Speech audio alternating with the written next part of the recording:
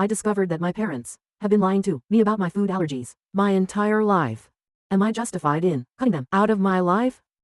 Original post. I'm using a throwaway account because I have family on Reddit.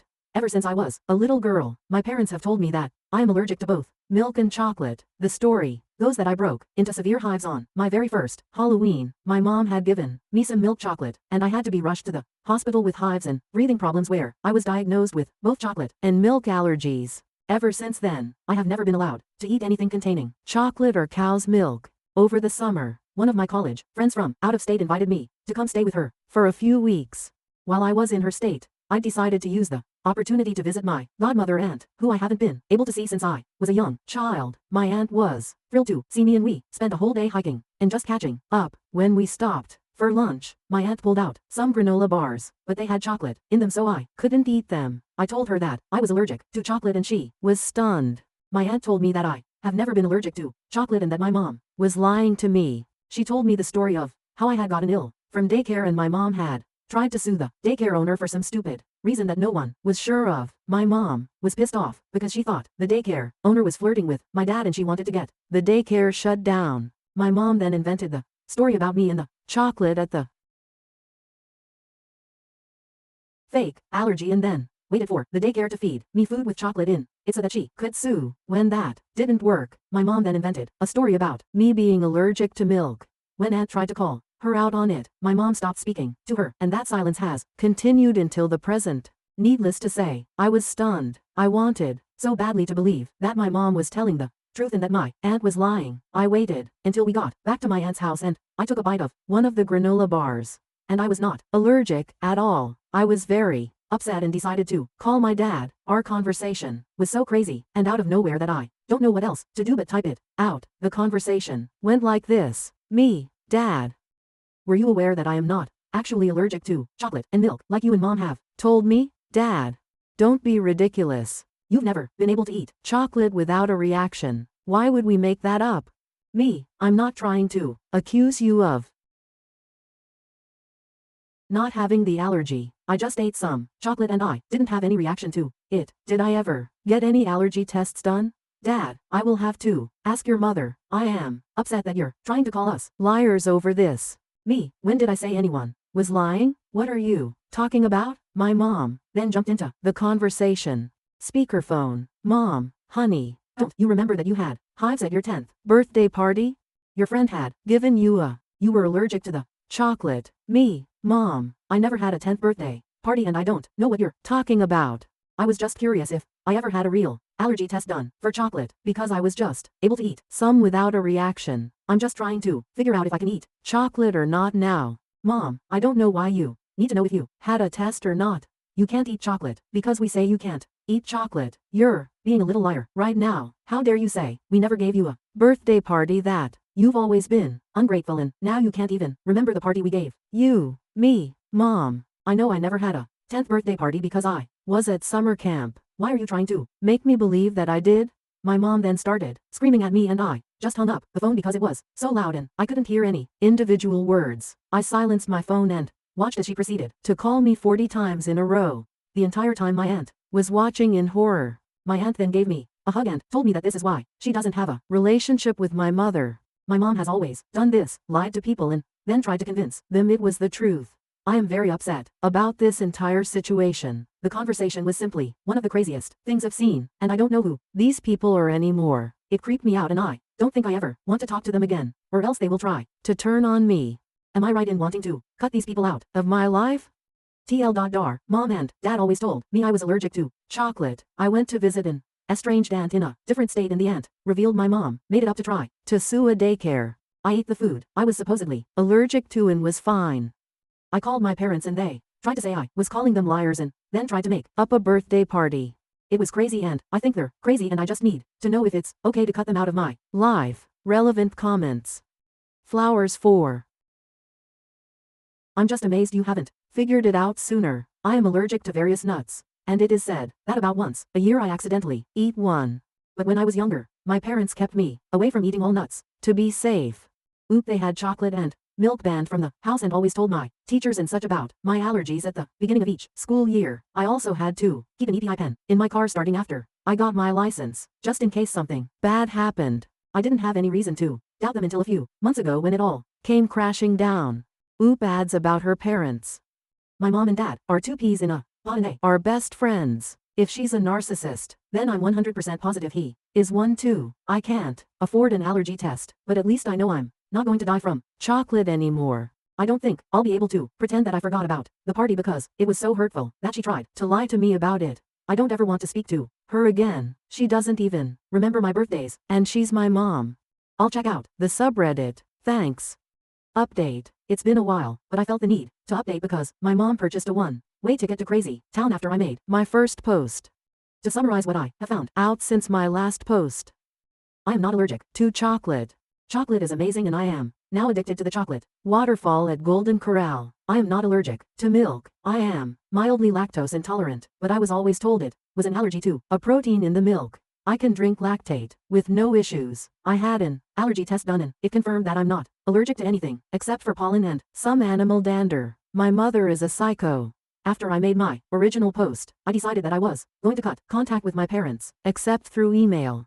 My mom called me over 1,000 times the first weekend. I eventually had to get a new phone and simply stopped answering the old phone and let the battery in it die.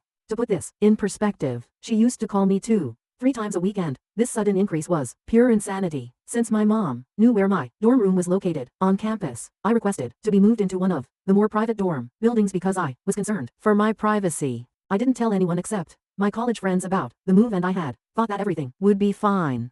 Everything was fine for a few weeks until I got a call from one of the adjunct professors to help tutor one of the new students. My school has a master tutor list, and any student can call the tutors and arrange for help for free, as tutors are paid by the school. I told the adjunct that I would meet the student in the library and grabbed my books, and walked over to the library.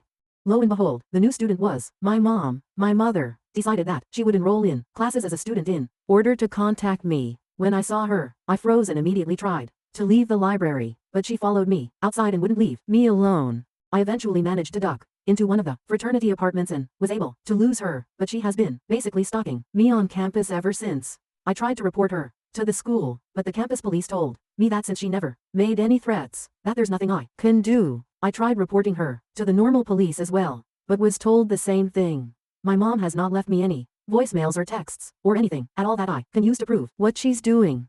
My RA has ensured that my mom is banned from my dorm building. Only upperclassmen are allowed and my mom is technically a freshman, but beyond that I'm running out of options. My mom posted on Facebook that she is signing up for the same classes as I need complete my major next semester. She posted her schedule and we are in one of the same classes, and I don't know what else I can do to stop the crazy. She claims that she didn't do anything to hurt me and that I'm just lying about the chocolate and milk allergies. My aunt had to go out of the country for work and I feel so alone with dealing with all of this. My dad has basically ditched and moved out of my mom's house and I haven't been able to get in contact with him either. Any ideas for how to stop the crazy? TL.ER My mom lied to me for years and told me I had several food allergies. I caught her in the lie and cut off contact. She is now enrolled in the same classes I need to complete my degree and I don't know what I can do to stop her from stalking me. Relevant comments. Op replying to a downvoting comment saying to be a mean girl and take charge. Op I don't think she's physically or financially dangerous. The only way she can hurt me is mentally and emotionally. I've been able to play it off with my friends because she is living and breathing the stereotype of the crazy Asian mother. If I can get this meeting arranged, I'm going to drink a carton of chocolate milk. I'm not worried about her because she's always been this crazy. This is just the first time that her anger has been directed at me. How did the mom find Oops schedule? She found out from the degree catalog they publish each year, the one that lists all the classes you need to graduate. She signed up for one of the 200 level classes I had left and it doesn't need any prereqs at all. She's actually really smart and she somehow managed to test out of a lot of the core classes. She'll be taking Calc 2 next semester. When told to contact the department head or professor and have her mom removed, I'm typing up an email to the department chair now and I'm waiting for a call back from the student affairs office. I've still got the phone, but the police wouldn't even look at it when I tried to tell them about her stalking me. It's an iPhone so it saves all the records of when she tried to call me. Hi there. It's my first time posting here because I was hesitant to give my mom the narcissist label. That being said, I don't really have a better term to describe her behavior, and a ton of people pointed me to this subreddit after I posted on our relationships about my mom. To summarize, my mom and dad lied to me and told me I had allergies, chocolate and milk. I believed them for years, until I met my estranged aunt and she spilled the beans and revealed the web of lies created by my mother. I decided to go no contact with my parents, and my mom snapped and enrolled at my university and was basically stalking me and enrolling in the same classes I need for next semester. I contacted the student affairs department and they arranged a meeting between myself and my mom regarding the stalking. At the meeting, the administrator heard both sides of our stories and pretty much caught my mom in another lie. My mom had her best poker face on and tried to claim that she hadn't contacted me in months. She denied that she had called me repeatedly, denied that she ever tried to get tutoring from me, denied everything she did. She tried to act like she was the victim and that I was just a mean and disrespectful daughter who hated her mom. And that's when I produced my iPhone and showed the administrator the call log from when my mom called me over 1,000 times in a row. This is not an exaggeration. The call log hit quadruple digits. My mom then tried to deny that the number was her cell number, but the administrator looked it up in the student database and it proved she was lying.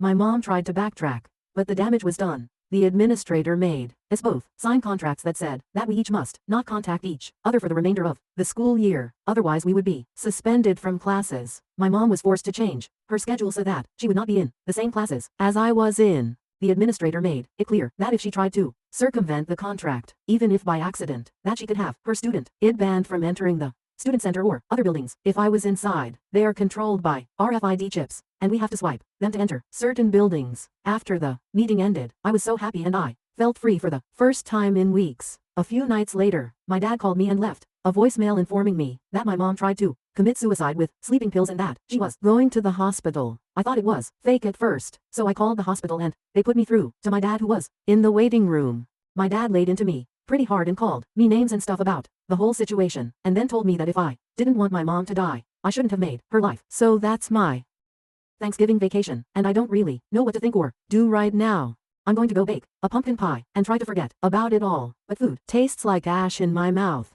Relevant comments see one as, honey, it's not your fault. Not even a little. She is a very sick person.